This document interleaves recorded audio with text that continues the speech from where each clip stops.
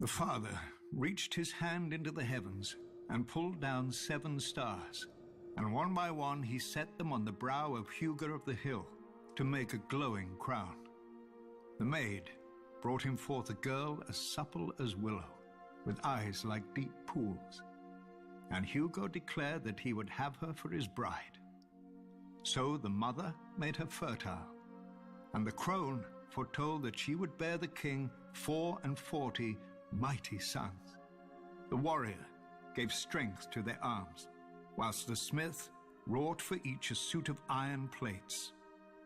But sadly the gods no longer walk the earth among us, and you can see what a mess we've made of their creation since. Yet we have hope. The gods didn't abandon us in silence, but gave us their holy words to guide us, collected in the oldest and holiest text of the faith of the seven, the 7-pointed star.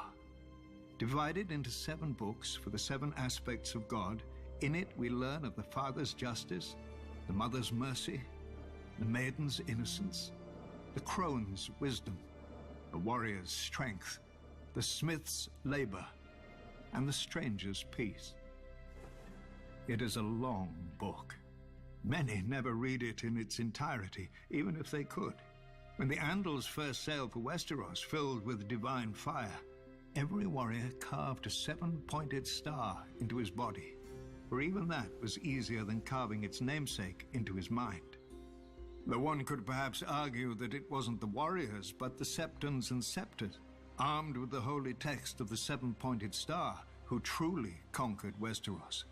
The first men had no letters, but the runes they would scratch onto rocks. No gods, but the faces they would carve into trees.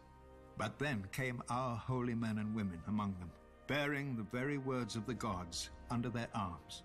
Trees and rocks were no match for the 7-pointed star, and most of Westeros soon turned to the faith and to its guardians, their new Andal overlords. Whilst the Andals soon fractured into warring kingdoms, the faith remained whole and indivisible, bound together by the 7-pointed star.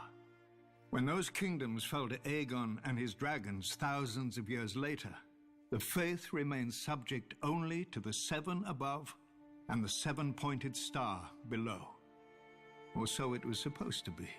Too often, our high septons have lost their way, clouded by worldly wealth and power.